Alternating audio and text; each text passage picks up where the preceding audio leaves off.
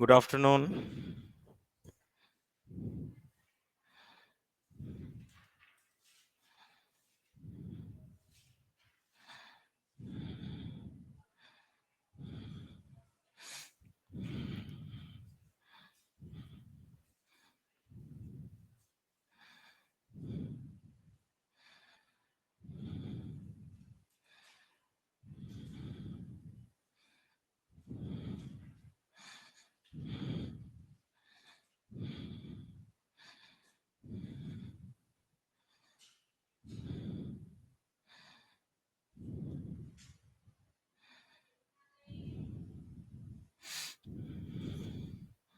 Yes.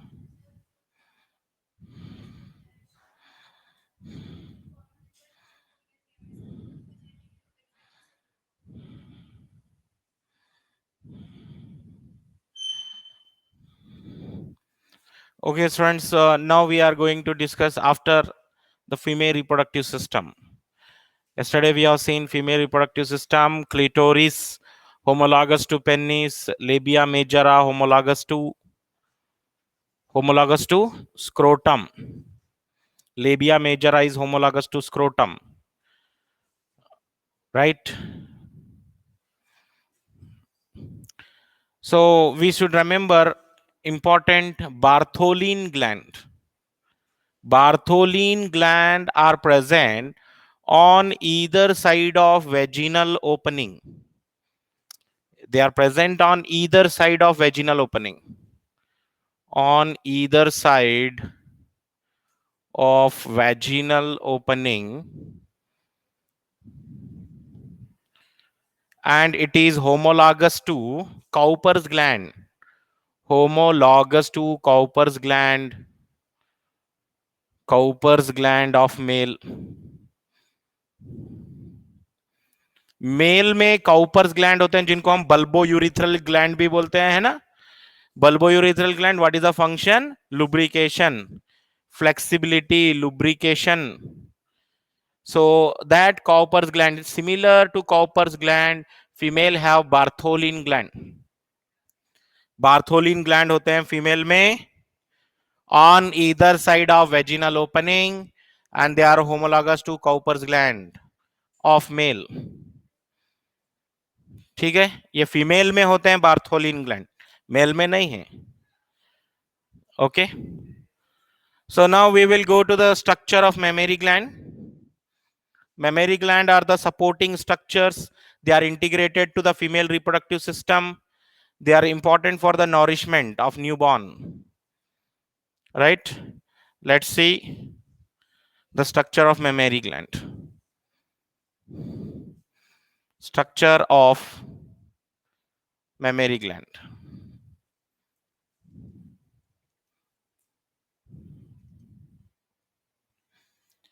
So first of all, mammary gland, they are modified sweat glands. They are modified sweat glands. Secrete milk. What is the function of mammary gland? Secrete milk after pregnancy, after parturition, towards the end of pregnancy, we can say secrete milk towards the end of pregnancy. End of pregnancy, जैसे ही pregnancy end होने का time रहता है, जैसे 8th month, 9th month of the pregnancy, during that milk secretion starts. And this mammary gland is under the control of prolactin hormone. Prolactin hormone को हम बोलेंगे milk secreting hormone. क्या बोलेंगे? milk secreting hormone बोलेंगे. Prolactin hormone को milk secreting hormone बोलेंगे. And there is one more, oxytocin होता है, oxytocin hormone. It is called milk ejecting hormone. That means it is helping for release of milk from the mammary gland. एक तो milk production में help करने वाला prolactin hormone है. Milk secreting hormone, when prolactin hormone is active, Prolactin hormone is active toward the end of pregnancy. तब active होता है, otherwise it is inactive. And this oxytocin hormone, it is called milk ejection hormone. It is help in release of milk. Mammary gland are paired thoracic. कहां होते हैं? thoracic, chest area में. Paired thoracic gland in humans. Different animal में different location है. Human में कहां पर है इसका लोकेशन मेमोरी ग्लैंड का? ये पेयर्ड होते हैं, थोरासिक होते हैं, चेस्ट एरिया में रहने वाले in humans. And memory gland contain variable amount of fat. Variable amount of fat हो सकता है, फैट एक्सेस भी हो या लेस फैट भी हो सकता है. Variable amount of fat in memory gland.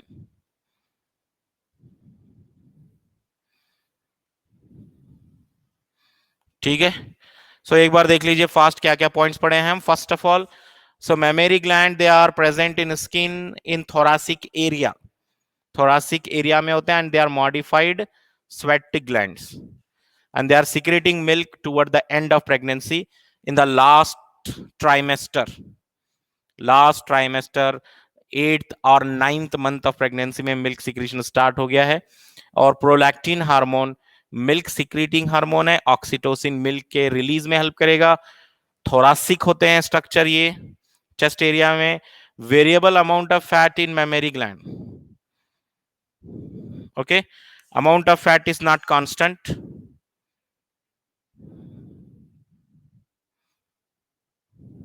ठीक है, चलिए अब हम स्ट्रक्चर देखेंगे.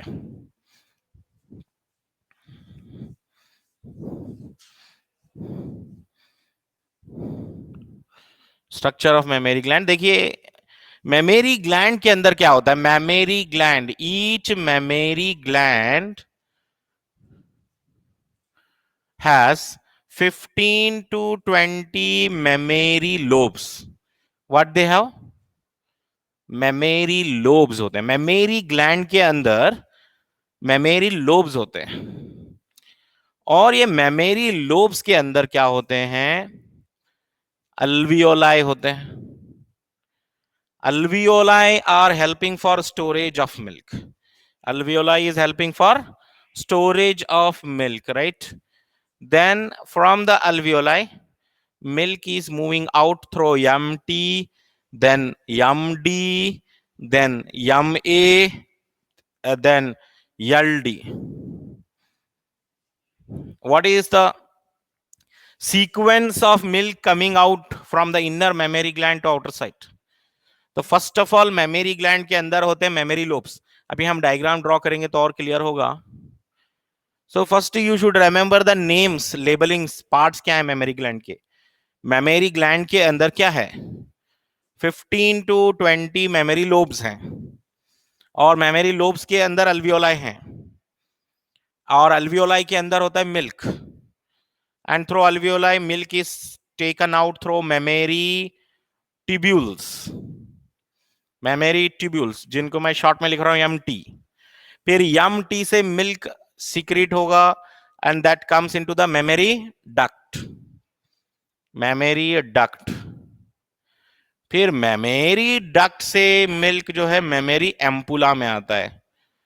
और मेमोरी एम्पुला से मिल्क जो है बाहर की तरफ आएगा through the lactiferous duct.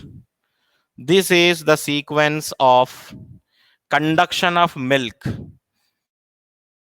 from the mammary gland. Yum T, Yum D, Yum A.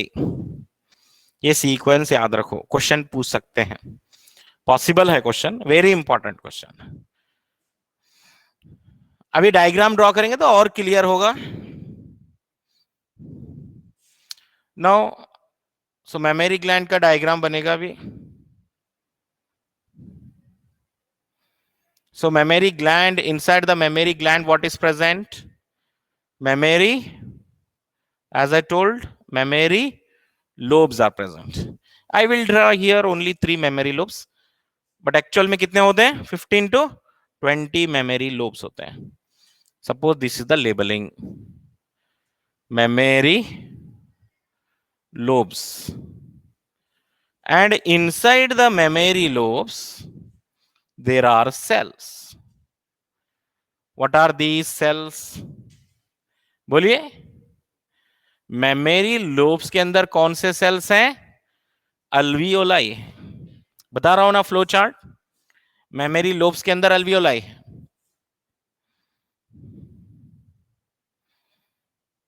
Yes, alveoli label कर दीजिए. ये रहे alveoli. So mammary gland opens outside through the, this is the outer structure of the mammary gland. This is nipple,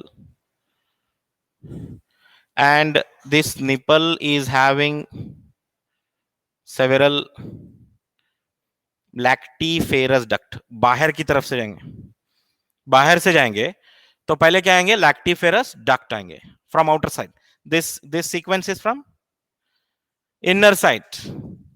पहले मैंने बोला memory lobe, उसके अंदर alveoli, उसके अंदर एम टी, फिर एम डी, फिर एम ए, फिर एल डी. तो मैं आउटर साइड से स्टार्ट करेंगे तो पहले क्या आएगा? L D. ठीक है. फिर एल डी के बाद एल डी के जो ब्रांचेस होंगे, what do you call this branches? M A. क्या बोलेंगे? M A. फिर एम ए के जो ब्रांचेस होंगे क्या बोलेंगे? M D.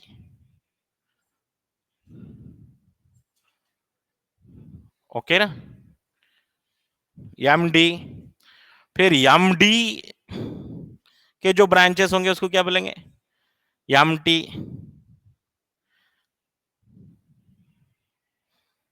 एनीहाउ स्ट्रक्चर तो ज्यादा आपको नहीं पूछेगा, but you should remember the sequence. और ये फाइनली मान लीजिए ये सबसे बाहर है लैक्टिफेरस डक्ट.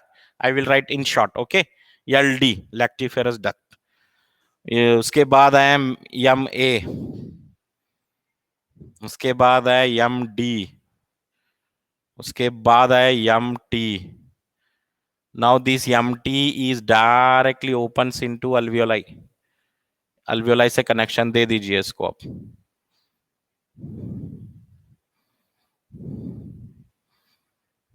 ओके.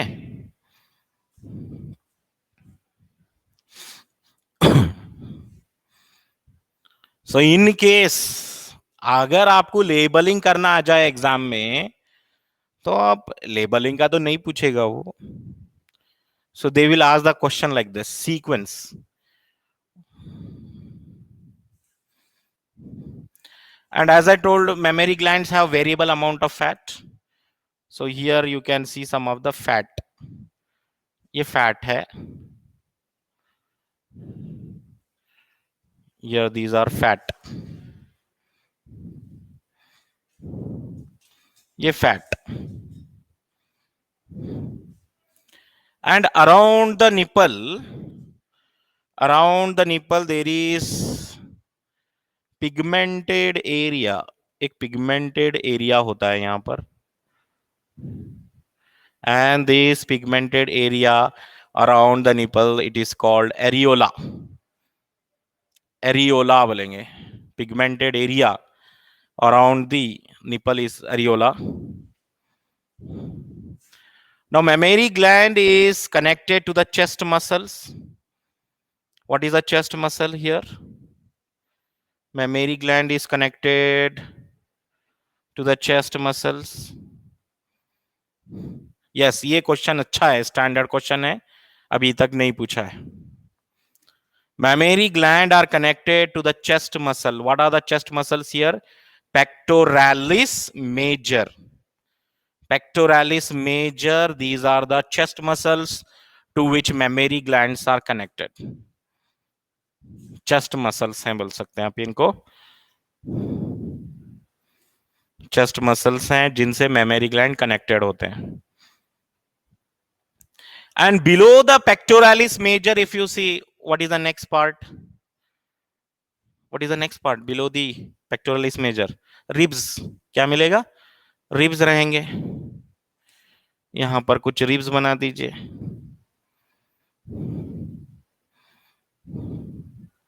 ये रिब्स हैं, and ribs are interconnected by some muscle.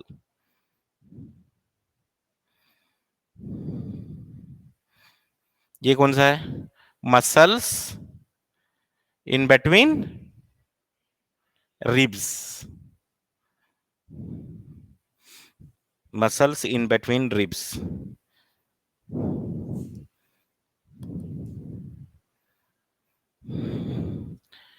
देखिए यहां पर एक क्वेश्चन आया हुआ है, alveoli is also present in lungs. The same word, alveoli is also present in lungs. Alveoli are present in both lungs and mammary gland, दोनों भी बोल सकते हैं आप। लंग्स में भी हैं, mammary gland में भी हैं alveoli, but they are having different function. But they are having different function. mammary gland के alveoli अलग काम करेंगे। What is the alveoli of mammary gland doing? Secretion of milk. Okay, तो मिल्क पहले तैयार होगा और ये छोटे छोटे जो सेल्स हैं अल्वियोलाई हैं, इनके अंदर मिल्क स्टोर हो जाएगा। And whenever the baby is sucking the milk through the nipple, so first milk is moving from alveoli to mammary tubule, then mammary duct, then mammary ampulla, then lactiferous duct, then milk comes out like this. सबसे important जो question बन सकता है this one is very important. What is the sequence of ducts? What is the sequence of ducts in memory gland? अब question आ गया exam में, whether memory gland is exocrine gland और एंडोक्राइन ग्लैंड, तब क्या बोलेंगे? एक्सोक्राइन बोलेंगे ना, because it is having so many tubes, so many ducts. Memory glands are exocrine glands. कौन से ग्लैंड्स हैं ये? एक्सोक्राइन ग्लैंड है। Mammary glands are exocrine gland. Why they are called exocrine? They are called exocrine because they are having several tubes. Tubes and ducts. If ducts are present, they are called exocrine. If glands are ductless, not having ducts, तब क्या बोलते हैं? Endocrine. Duct bearing exocrine.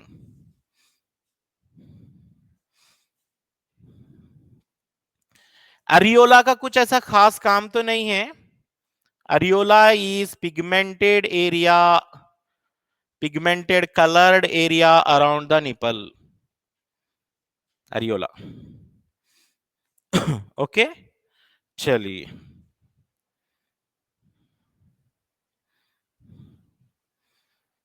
तो ये था, देखिए memory gland के ऊपर क्वेश्चन। बिल्कुल एग्जामिनर बिल्कुल बिल्कुल ट्विस्ट करता है, आसान मत समझिए। स्टेटमेंट्स में बहुत, अब जैसे मैं कुछ बोल रहा हूं, देखो कुछ statements, memory glands are having several lobes called memory lobes, and each lobes are having several cells called alveoli which store the milk, which secrete the milk and store the milk temporarily, and the milk goes out through the sequence of ducts. अब वो उसमें ducts के नाम में गड़बड़ कर देता हूं।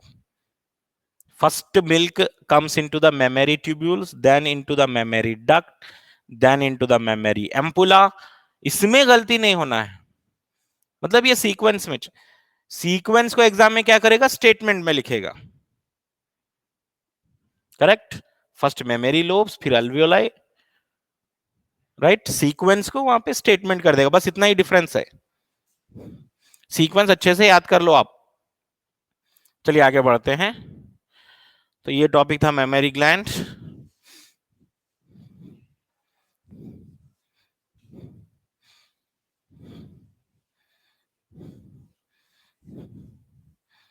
Now after this topic we are going to very important topic, that is gametogenesis. What is the topic? Gametogenesis. What is gametogenesis? Gamete formation. The formation of male haploid gametes and the female haploid gametes. Right? Male haploid gametes are formed by what process? Spermatogenesis. Sperm formation को बोलेंगे spermatogenesis, ovum formation को बोलेंगे oogenesis. Spermatogenesis begins at puberty. ये कब begin होता है? Begins at puberty in males. ये mails में हो रहा है, प्यूबर्टी की एज में हो रहा है. और मेल की प्यूबर्टी होती है 13 to 14 ईयर्स की एज में. Male puberty is 13 to 14 years age. 13 to 14 years की एज में होगा, ये स्टार्ट हो जाएगा. जबकि oogenesis begins in fetal ovary. Fetal ovary begins in fetal ovary, not at the age of puberty. oogenesis कब स्टार्ट हुआ बोल के पूछा है आपको. तो oogenesis एक फीमेल के लाइफ में कब स्टार्ट हो रहा है? when she was a fetus. When a female baby is inside the mother womb, during that time only oogenesis starts.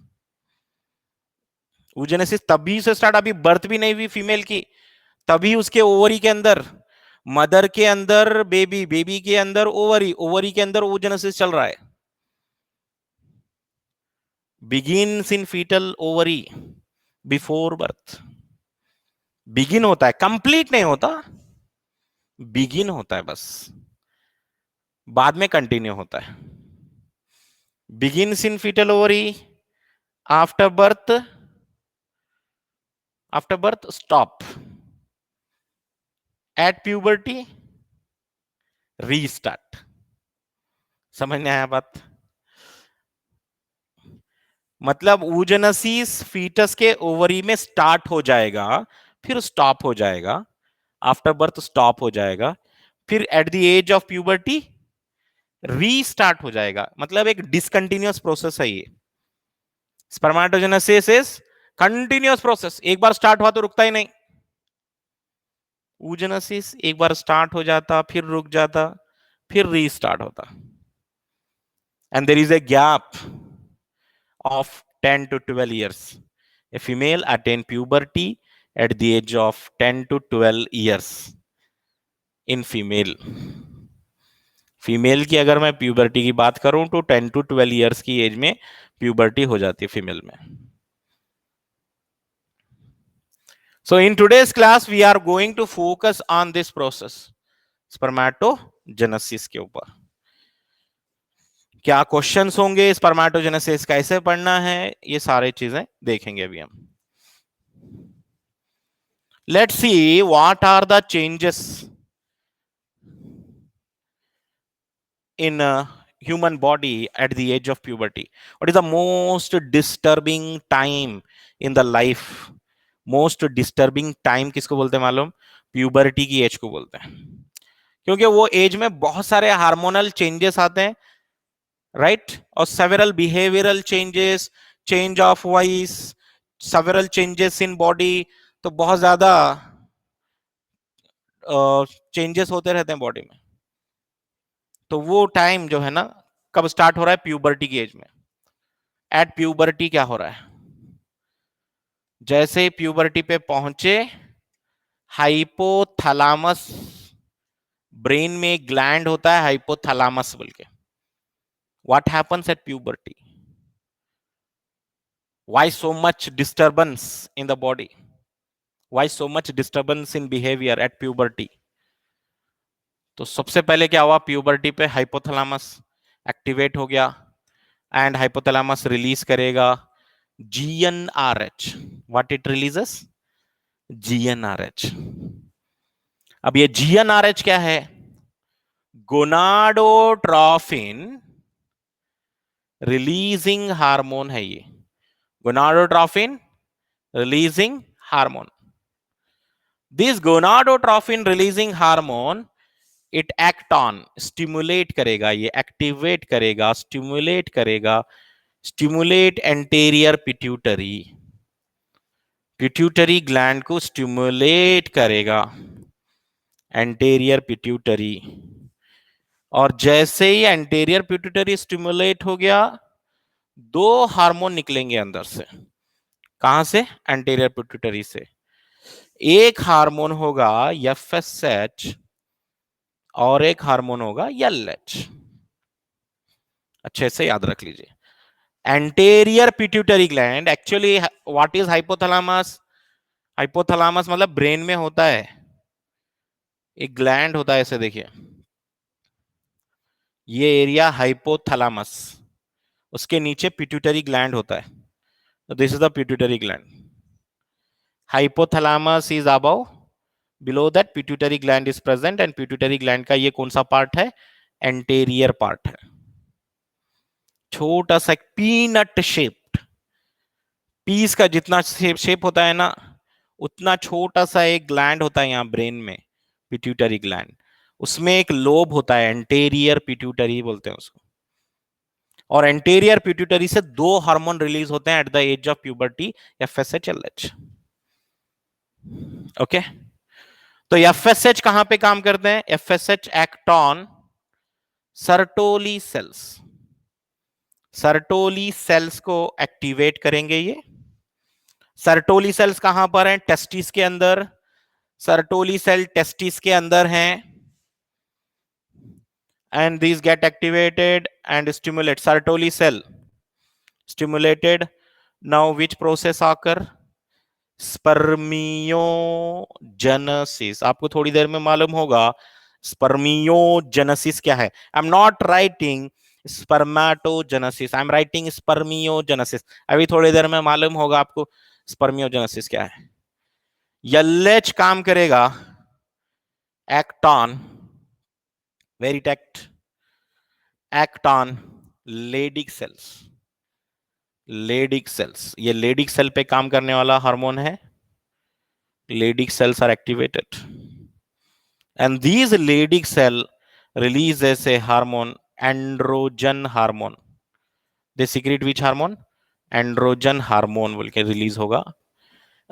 and this androgen hormone stimulate करेंगे प्रोसेस को, stimulate spermatogenesis. Spermatogenesis, this is what hormonal control in male. Male body में इतना सारा hormonal control चल रहा है। जैसे एक मेल प्यूबर्टी की एज में पहुंचेगा, हाइपोथैलेमस से एक हार्मोन रिलीज होगा एंड जीएनआरएच, फिर जीएनआरएच पिट्यूटरी ग्लैंड को एक्टिवेट करेगा, वहां से दो हार्मोन निकलेंगे, एफएसएच, एलएच। एफएसएच का टारगेट अलग, एलएच का टारगेट अलग। एफएसएच का टारगेट सर्टोली सेल है, एलएच का टारगेट लेडिक सेल है। समझ में आ रही बात? यस। एग्जाम में ये मैं यहां पे फ्लो चार्ट बता रहा हूं, मैं एग्जाम में सारे स्टेटमेंट होंगे। समझ में आ गया? बायो को है ना, ऐसा फ्लो चार्ट बना के पढ़ेंगे तो बहुत आसान है, बस मेंटली रेडी रहना है कि हम ऐसा पढ़ने वाले हैं, राइट? एग्जाम में स्टेटमेंट आने वाले हैं। एट प्यूबर्टी, अगर इसको पैराग्राफ में लिखते हैं, at puberty around the age of 14 years in male, hypothalamus get activated which releases GnRH with act on anterior pituitary gland, releases, वही हो रहा है, मैटर वही है। समझ नहीं आ गया? एफएसएच क्या होता है बोलिए? एफएसएच फॉलिकल स्टिमुलेटिंग हार्मोन बोलते हैं, फॉलिकल स्टिमुलेटिंग हार्मोन। एलएच को क्या बोलेंगे? एलएच को क्या बोलेंगे? Luteinizing hormone, luteinizing hormone.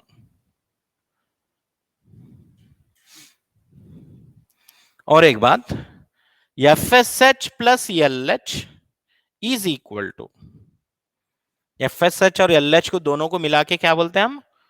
गोनाडोट्रॉफिन्स बोलते हैं, गोनाडोट्रॉफिन्स। FSH plus LH combinedly called gonadotrophins. What is the full form of GnRH? Gonadotrophin releasing hormone. मतलब ये GnRH जाके एंटीरियर पिट्यूटरी पे काम करेगा, and which releases gonadotrophin. Gonadotrophin किसको बोलते हैं? FSH और LH.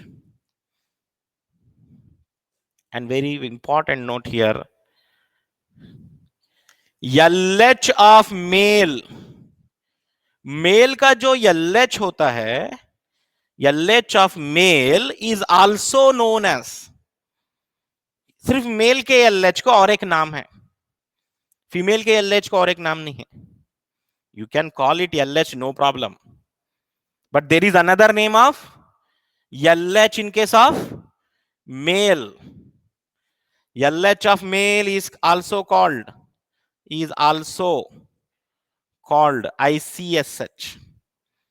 ICSH भी बोलते हैं इसको. What is ICSH? Interstitial cell stimulating hormone. अच्छा, LH किसको एक्टिवेट कर रहा है? लेडिक सेल को. लेडिक सेल का और एक नाम क्या है? Interstitial cell. मतलब इंटरस्टिशियल सेल को एक्टिवेट करने वाले हार्मोन को मैं ICSH भी बोल रहा हूं और LH भी बोल रहा हूं. इंटरस्टिशियल सेल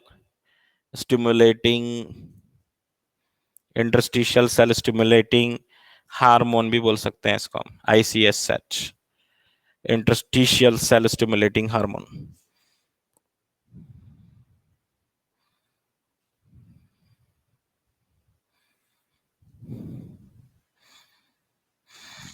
क्लियर है ये? Up to this everything clear?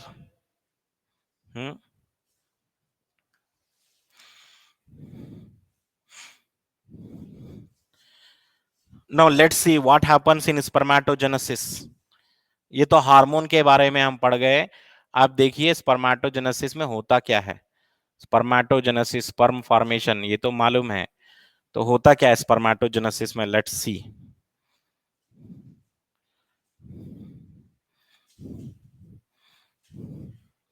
In spermatogenesis, first inside the testis there are cells called spermatogonium.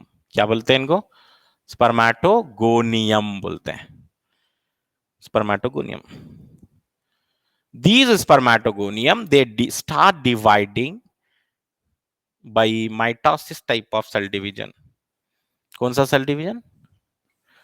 Mitosis type of cell division. All cells are 2n. All cells are 2n. 2n, सब 2n है. Because what type of cell division is occurring? Mitosis.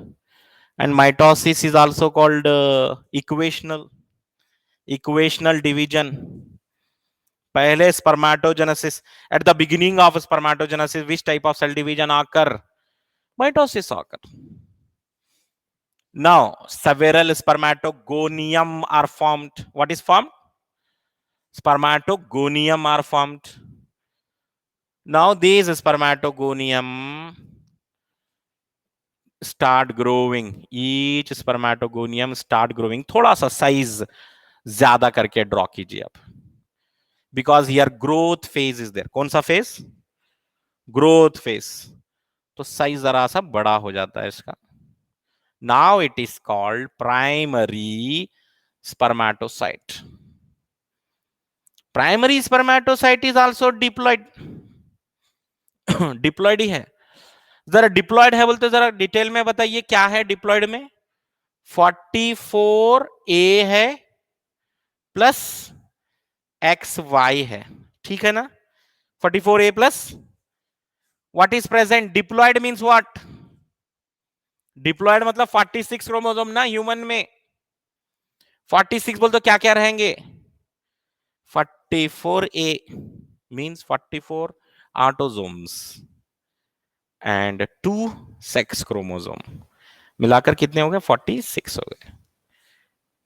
यहां पर भी आप लिख सकते हैं 46, कोई प्रॉब्लम नहीं है. 2n means 46 in human. 2n बोल तो 46 ही हो गया. अब ये primary spermatocyte divide by meiosis 1, it divide by meiosis 1 forming 2 cells. Forming 2 cells, 2 cell, अलग अलग सेल बनेंगे मियासिस 1 के बाद। लेकिन मियासिस 1 में एक बहुत बड़ा चेंज होता है, क्रोमोसोम नंबर हाफ हो जाते हैं। 44 को मैं क्या लिखूं, आधे करके 22A लिख दूं, प्लस XY है, दोनों लिखूं XY, एक लिखना पड़ेगा, हाफ करना है ना मुझे, तो एक लिखूंगा इधर X और एक 22A प्लस Y। ये सेल्स को हम क्या बोलना अब, secondary spermatocyte. After myiasis 1 what you call, secondary spermatocyte। after meiosis 1 secondary spermatocyte। मतलब क्रोमोसोम नंबर हाफ हो गए। You are having 46 chromosome, your spermatogonia are having 46 chromosome, but your secondary spermatocyte have 23 chromosome। वो कैसे, 22A मतलब autosome plus X मतलब sex chromosome. तो यहां पे डिटेल में लिख देता हूं इधर साइड में 44A प्लस XY। यहां पर 44A का मतलब क्या होता मालूम है, ऑटोजोम्स होते हैं। क्या है, ऑटोजोम। और XY क्या है, अल्लोजोम्स हैं।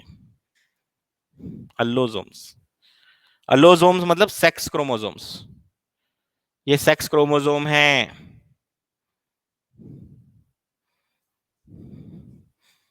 वापस आ जाइए टॉपिक पे। एग्जाम में क्वेश्चन ऐसा बन सकता है, एक प्राइमरी स्पर्मेटोसाइट से कितने सेकेंडरी स्पर्मेटोसाइट, 2 सेकेंडरी स्पर्मेटोसाइट। बात पकड़ लीजिए आप यहां पर, एग्जाम में हो सकता है क्वेश्चन ऐसा पूछ ले, 100 primary spermatocyte becomes how many secondary spermatocyte, बोल तो रेडी रहना आप। 200, 1 प्राइमरी स्पर्मेटोसाइट से कितने सेकेंडरी स्पर्मेटोसाइट, 2। 100 प्राइमरी स्पर्मेटोसाइट से 200, 200 प्राइमरी स्पर्मेटोसाइट से 400, डबल कर दो ना। एक प्राइमरी स्पर्मेटोसाइट से 2 बनेंगे ना सेकेंडरी स्पर्मेटोसाइट, ये याद रख लो, बोल रहा हूं मैं, हो सकता है क्वेश्चन बन जाएगा उसके ऊपर। प्राइमरी स्पर्मेटोसाइट डिवाइड होकर डबल हो जाएंगे number secondary spermatocyte. Now the secondary spermatocyte further divides by what type of cell division, meiosis 2। अब इस बार क्रोमोसोम नंबर हाफ नहीं होते, जितने क्रोमोसोम रहेंगे उतने ही मेंटेन रहेंगे। ये n है, 2n है, 22A प्लस एक्स बोल दो, n है, लिख देता हूं, n लिख देता हूं, चलेगा ना। हैप्लॉइड, हैप्लॉइड चलेगा। Now they are called what, spermatids. क्या बोलेंगे, स्पर्मेटिड्स बोलेंगे इनको, spermatids. Now these spermatids transform into sperm, spermatid transform into sperm। so one sperm, second sperm, third sperm, fourth sperm, 4 sperm बनेंगे। What are these, finally sperms बोलेंगे, या spermatozoa भी बोल सकते हैं, या स्पर्म्स भी बोल सकते हैं। यहां पे क्वेश्चन सॉल्व करने के लिए कुछ बातें याद रखना है। 1 primary spermatocyte, 1 primary spermatocyte gives rise to 2 secondary spermatocyte। सही है, बोल सकता हूं मैं, सही है ना। ऐसे ही 1 primary spermatocyte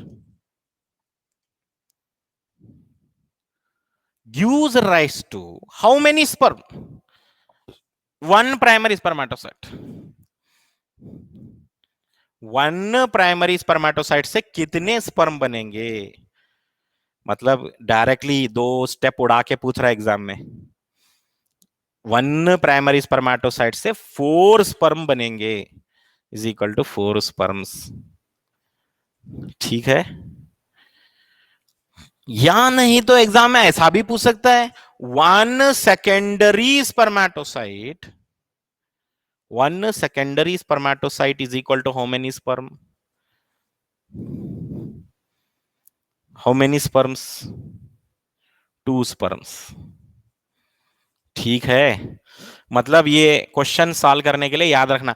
चलिए सपोज एग्जाम में क्वेश्चन आ गया, the male testis are having 100 secondary spermatocyte, कितने, 100 सेकेंडरी स्पर्मेटोसाइट, 100 सेकेंडरी स्पर्मेटोसाइट, ये वाला 100 secondary spermatocyte, so it will form how many sperms बोल के पूछे, तो हमको ये याद रहना, one secondary spermatocyte, one secondary spermatocyte gives rise to how many sperm, 2. 100 secondary spermatocyte gives rise to how many sperm, 200 sperms.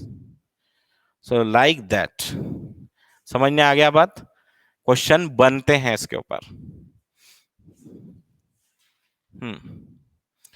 And the transformation of spermatid into sperms, transformation of spermatid into sperm is called spermiogenesis.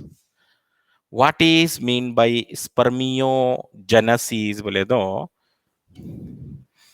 Transformation of spermatid, ये वाला spermatid है, ये transform होके sperm बनेगा, the process of transformation of spermatid into sperm is called spermiogenesis बोले, and the whole process is called spermatogenesis, whole process is spermatogenesis, and the step, only the step spermatid into sperm is called spermiogenesis, whole process spermatogenesis, only this step spermiogenesis. Now clear? One primary spermatocyte gives rise to 2 secondary spermatocyte, सही है, clear है ना? हाँ,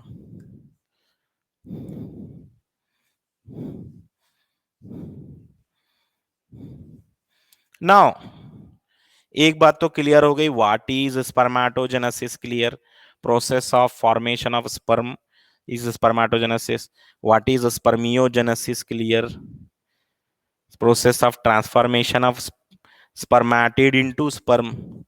Now one more, what is spermiation, what is spermiation,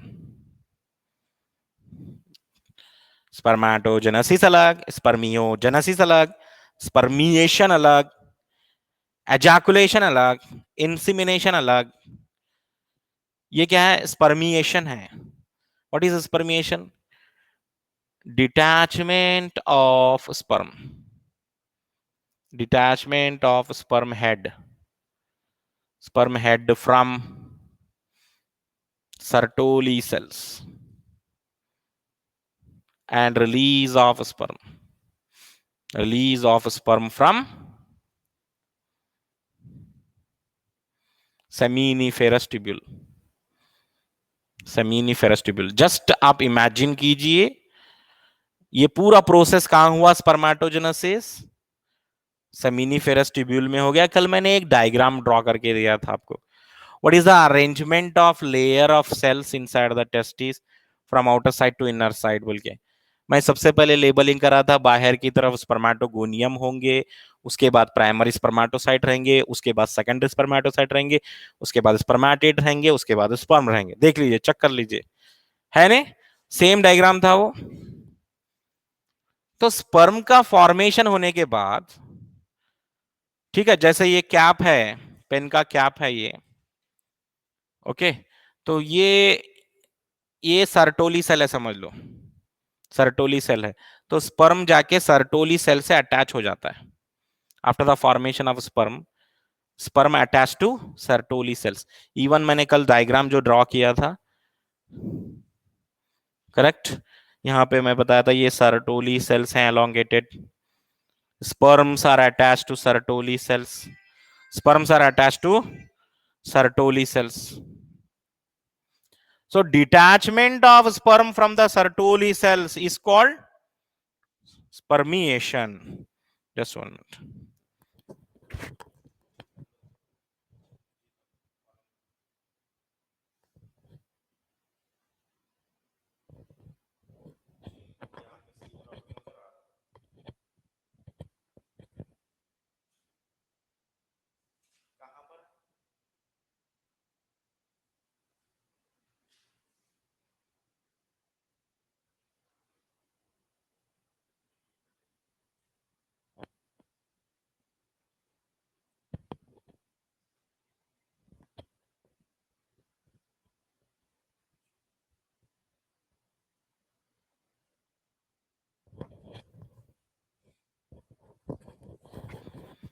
So spermiation क्या है, clear हो गया है?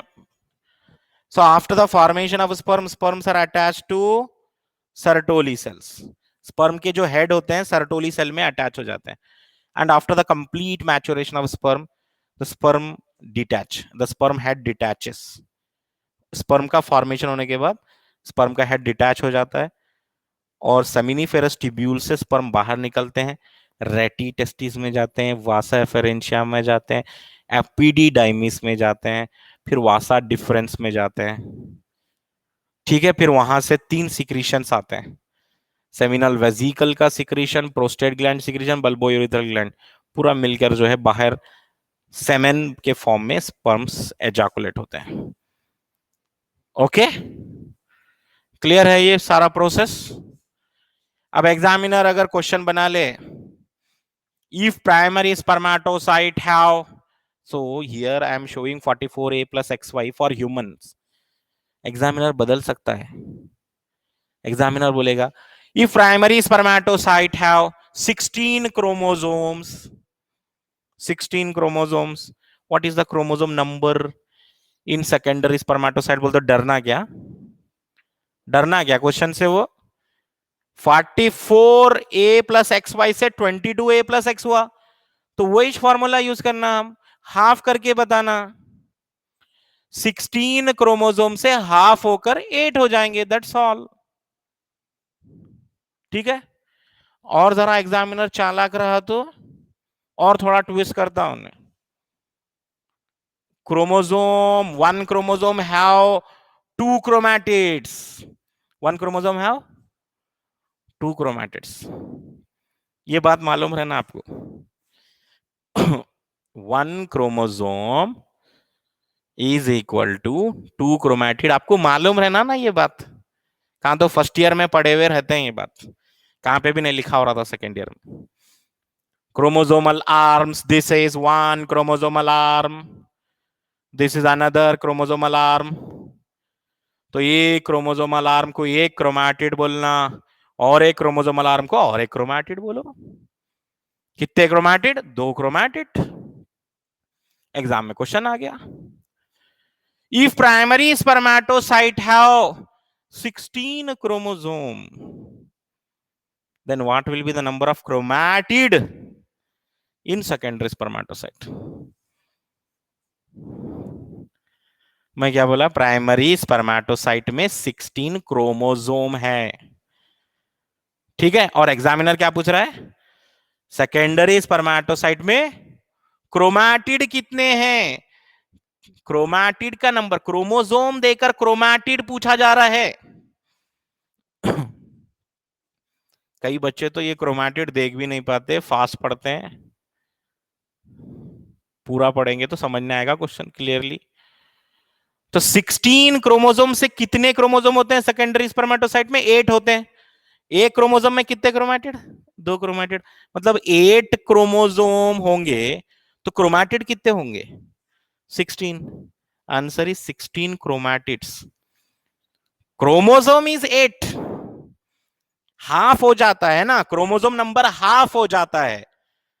ये बात तो मालूम है, क्रोमोसोम नंबर हाफ हो जाता है. 46 की जगह 23 आ गया है, 16 की जगह 8 आ जाएगा, क्रोमोसोम नंबर 8 आएगा. क्रोमैटिड नंबर, एक क्रोमोसोम के कितने क्रोमैटिड? 2 क्रोमैटिड. ये बात आपको मालूम है ना, फर्स्ट ईयर में लिखा हुआ रहता है ये. ठीक है, सो रेडी रहिए, ऐसे क्वेश्चंस इतना घुमा सकते हैं, देखिए। और चलिए अब अच्छे से इसको रिवाइज करना, एनसीईआरटी में 3-4 टाइम्स पढ़ लेना, नोट्स भी एक बार देख लेना। Okay, tomorrow will continue remaining. Thank you.